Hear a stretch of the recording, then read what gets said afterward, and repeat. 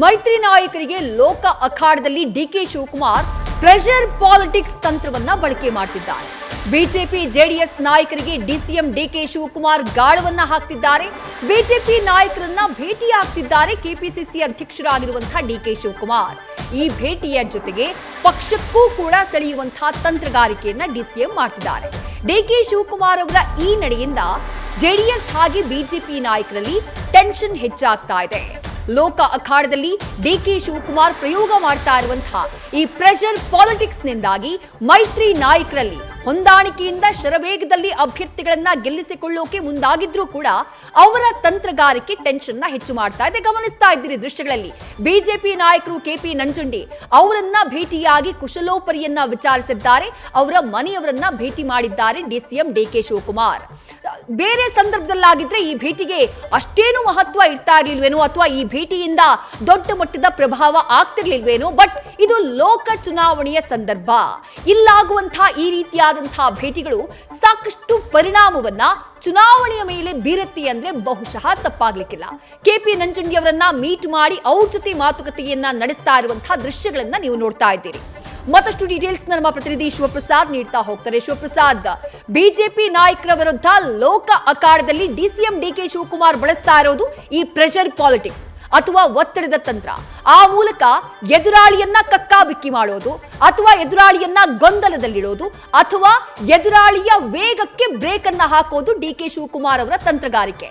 But ಅವರ ಈ ತಂತ್ರಗಳಿಂದ BJP ಮೇಲೆ ಅಥವಾ ಚುನಾವಣೆಯ ಮೇಲೆ ರಾಜ್ಯದಲ್ಲಿ ಯಾವ ರೀತಿಯಾದಂತಹ ಪರಿಣಾಮಗಳಾಗ್ತಾ ಇವೆ ಶಿವಪ್ರಸಾದ್? ಖಂಡಿತವಾಗಿ ವಿದ್ಯಾಶ್ರೀ, ಈಗಾಗಲೇ ಲೋಕಸಭಾ ಚುನಾವಣೆ ಹತ್ತಿರವಾಗ್ತಾ ಇರ್ತಕ್ಕಂಥ ಈ ಸಂದರ್ಭದಲ್ಲಿ ಸಹಜವಾಗಿ ಮೈತ್ರಿ ಅಭ್ಯರ್ಥಿಗಳು ಕಾಂಗ್ರೆಸ್ ಶಾಸಕರನ್ನ ಸಂಪರ್ಕ ಮಾಡ್ತಾ ಇದ್ದಾರೆ. ಈಗಾಗಲೇ ಅದು ಫಲಪ್ರದವಾಗಿದ್ದು ಅನೇಕ ಶಾಸಕರು ನಾವು ಕಾಂಗ್ರೆಸ್ ಪರವಾಗಿ ಈಗಾಗಲೇ ಕ್ಯಾಂಪೇನ್ ಅನ್ನು ಕೂಡ ಮಾಡ್ತಾ ಇದ್ದಾರೆ. ಅದು ಬೆಂಗಳೂರು ನಗರಕ್ಕೆ ಸಂಬಂಧಪಟ್ಟಂತೆ. ಅದೇ ಮಾದರಿಯಲ್ಲಿ ಈಗಾಗಲೇ ಡಿಕೆ ಶಿವಕುಮಾರ್ ಅವರು ಯಾವ ರೀತಿ ವಿಧಾನ ಪರಿಷತ್ ಸದಸ್ಯರನ್ನ ಒಬ್ಬರನ್ನ ರಾಜೀನಾಮೆ ಕೊಡಿಸಿ ಕಾಂಗ್ರೆಸ್ ಪಕ್ಷಕ್ಕೆ ಸೇರ್ಪಡೆ ಮಾಡಿಕೊಂಡ್ರು, ಆ ನಂತರ ಈಗಾಗಲೇ ಬಿಜೆಪಿಯ ಜಗದೀಶ್ ಶೆಟ್ಟರ್ ಅವ್ರನ್ನ ಕಾಂಗ್ರೆಸ್ ಪಕ್ಷದಿಂದ ಬಿಜೆಪಿಗೆ ಮರು ಸೇರ್ಪಡೆ ಮಾಡಿಕೊಂಡ್ರು.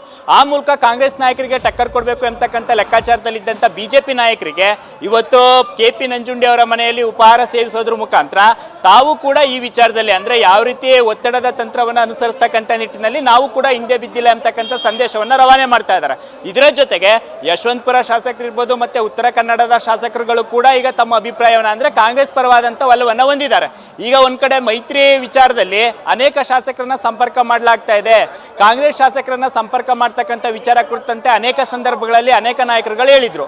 ಈ ವಿಚಾರ ಕುರಿತಂತೆ ಡಿಕೆ ಶಿವಕುಮಾರ್ ಅವರು ಕೂಡ ಬಿಜೆಪಿ ನಾಯಕರನ್ನ ಸಂಪರ್ಕ ಮಾಡೋದ್ರ ಮುಖಾಂತರ ಮೈತ್ರಿ ನಾಯಕರನ್ನ ಅಂದ್ರೆ ಬಿಜೆಪಿ ಮತ್ತೆ ಜೆಡಿಎಸ್ ನಾಯಕರನ್ನ ಒಂದ್ ರೀತಿ ಗೊಂದಲಕ್ಕೆ ಸಿಲುಕಿಸ್ತಕ್ಕಂಥ ತಂತ್ರ ಕೂಡ ಅಡಗಿದೆ ಅಂತಾನೆ ಹೇಳಲಾಗ್ತಾ ಇದೆ. ಇನ್ನು ಪ್ರಮುಖವಾಗಿ ಈ ಸಂದರ್ಭದಲ್ಲಿ ಬಿಜೆಪಿ ನಾಯಕರನ್ನ ಕಾಂಗ್ರೆಸ್ ನಾಯಕರು ಅದರಲ್ಲೂ ಡಿಕೆ ಶಿವಕುಮಾರ್ ಅವರು ಭೇಟಿಯಾದಂತ ಸಂದರ್ಭದಲ್ಲಿ ಅಭ್ಯರ್ಥಿಗಳಿರ್ಬೋದು ಕಾರ್ಯಕರ್ತರಿಗೆ ಬೇರೆಯದೇ ಸಂದೇಶ ರವಾನೆ ಆಗುತ್ತೆ. ಅಂದ್ರೆ ಒಂದು ಸಮುದಾಯದ ಒಂದು ವರ್ಗದ ನಾಯಕರನ್ನ ಭೇಟಿ ಮಾಡಿದಂತ ಸಂದರ್ಭದಲ್ಲಿ ಆ ವರ್ಗದ ಆ ಸಮುದಾಯದ ಮತಗಳು ಅಥವಾ ಆ ಜಿಲ್ಲೆಯ ಆ ತಾಲೂಕಿನ ಆ ವಿಧಾನಸಭಾ ಕ್ಷೇತ್ರದ ಮತಗಳೇನಿದಾವೆ ಅವು ಆ ಅಭ್ಯರ್ಥಿಯಿಂದ ಬೇರೆ ಅಭ್ಯರ್ಥಿಗೆ ಅಂದ್ರೆ ಪ್ರಬಲವಾದಂತ ನಾಯಕರು ಅಂದ್ರೆ ಡಿಕೆ ಶಿವಕುಮಾರ್ ಅಂತ ನಾಯಕರು ಭೇಟಿಯಾದಂತ ಸಂದರ್ಭದಲ್ಲಿ ಸಹಜವಾಗಿ ಆ ಸಮುದಾಯಕ್ಕೆ ಸಂಬಂಧಪಟ್ಟಂತ ಮತಗಳು ಚೆದರು ಹೋಗ್ತಕ್ಕಂಥ ಸಾಧ್ಯತೆಗಳಿರ್ತವೆ. ಆ ಕಾರಣಕ್ಕಾಗಿ ಈಗ ಬಿಜೆಪಿ ನಾಯಕರಿಗೆ ಟಕ್ಕರ್ ಕೊಡಬೇಕು ಎಂಬತಕ್ಕಂಥ ಉದ್ದೇಶ ಏನಿದೆ ಅದನ್ನ ರಿವರ್ಸ್ ಆಗಿ ಅದನ್ನ ಡಿಕೆ ಶಿವಕುಮಾರ್ ಅವರು ಕೂಡ ಅನುಸರಿಸ್ತಾ ಇರೋದು ಕೂಡ ಈಗ ಸ್ಪಷ್ಟವಾಗಿ ಗೊತ್ತಾಗ್ತಾ ಇದೆ. ಸದ್ಯ ಲೋಕಸಭಾ ಚುನಾವಣೆಯ ಈ ಸಂದರ್ಭದಲ್ಲಿ ಯಾವ್ಯಾವ ನಾಯಕರು ಯಾವ್ಯಾವ ಪಕ್ಷದ ಜೊತೆ ಗುರುತಿಸ್ಕೊಳ್ತಾರೋ ಅಥವಾ ಸೇರ್ಪಡೆ ಆಗ್ತಾರೋ ಎಂಬತಕ್ಕಂಥ ಚರ್ಚೆಗಳಿಗಿಂತ ಸದ್ಯ ಆ ನಾಯಕರನ್ನ ಭೇಟಿ ಮಾಡಿದಂತ ಸಂದರ್ಭದಲ್ಲಿ ಸಹಜವಾಗಿ ಚುನಾವಣೆ ಮೇಲೆ ಅಂದ್ರೆ ಮತದಾರರ ಮೇಲೆ ಸಾಕಷ್ಟು ಪರಿಣಾಮ ಬೀರೋದಷ್ಟೇ ಅಲ್ಲದೆ ಖುದ್ದು ಬಿಜೆಪಿ ನಾಯಕರಿಗೆ ಅಂದ್ರೆ ಕಾಂಗ್ರೆಸ್ನ ನಾಯಕರು ಬಿಜೆಪಿ ನಾಯಕರನ್ನ ಭೇಟಿ ಮಾಡಿದಂತ ಸಂದರ್ಭದಲ್ಲಿ ಕಾರ್ಯಕರ್ತರಿಗೆ ಅಭ್ಯರ್ಥಿಗಳಿಗೆ ಬೇರೆ ಎದ್ದೇ ಲೆಕ್ಕಾಚಾರಗಳು ಶುರುವಾಗುತ್ತೆ. ಇನ್ನು ಕಾಂಗ್ರೆಸ್ನ ನಾಯಕರು ಇನ್ನು ಬಿಜೆಪಿಯ ನಾಯಕರುಗಳು ಕೂಡ ಕಾಂಗ್ರೆಸ್ನ ಅಭ್ಯರ್ಥಿಯನ್ನ ಭೇಟಿ ಮಾಡಿದಂತ ಸಂದರ್ಭದಲ್ಲಿ ಸಹಜವಾಗಿ ಒಂದಿಷ್ಟು ಗೊಂದಲಗಳು ಮತದಾರರ ಮೇಲೆ ಪರಿಣಾಮ ಬೀರ್ತಕ್ಕಂಥ ಸಾಧ್ಯತೆಗಳು ಖಂಡಿತವಾಗಿ ಇರುತ್ತೆ. ಆ ಕಾರಣಕ್ಕಾಗಿ ಇವತ್ತು ಕೆಪಿ ನಂಜುಂಡಿ ಅವರನ್ನ ಭೇಟಿ ಮಾಡಿದ್ರು, ಉಪಹಾರ ಸೌದ್ರು.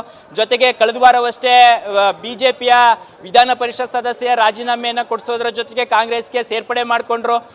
ಇದೆಲ್ಲವೂ ಕೂಡ ಚುನಾವಣೆಯ ಭಾಗವಾಗಿ ತಂತ್ರವಾಗಿ ಖುದ್ದು ಬಿಜೆಪಿ ನಾಯಕರಿಗೆ ಟಕ್ಕರ್ ಕೊಡಬೇಕು, ಅಂದ್ರೆ ಅವ್ರನ್ನ ರಾಜಕೀಯವಾಗಿ ಅಂದ್ರೆ ಚುನಾವಣೆಗೆ ಸಂಬಂಧಪಟ್ಟಂತೆ ಡಿಸ್ಟರ್ಬ್ ಮಾಡಬೇಕು ಎಂಬತಕ್ಕಂಥ ಉದ್ದೇಶವನ್ನ ಡಿ ಕೆ ಶಿವಕುಮಾರ್ ಅವರು ಅನುಸರಿಸ್ತಾ ಇದ್ದಾರೆ ಎಂಬತಕ್ಕಂಥ ಮಾತುಗಳು ಕೂಡ ಕೇಳಿ ಬರ್ತಾ ಇದ್ದು, ಸದ್ಯ ಇದು ಸೇರ್ಪಡೆ ವಿಚಾರ ಭೇಟಿ ಮಾಡಿದ ತಕ್ಷಣಕ್ಕೆ ಏನಾದರೂ ಆ ನಾಯಕರು ಏನಾದರೂ ರಾಜಕೀಯವಾಗಿ ಏನಾದರೂ ಕಾಂಗ್ರೆಸ್ ಪಕ್ಷ ಸೇರ್ತಕ್ಕಂಥ ಉದ್ದೇಶ ಇದ್ರೆ ಸಹಜವಾಗಿ ಅದು ಪರಿಣಾಮ ಬೀರುತ್ತೆ.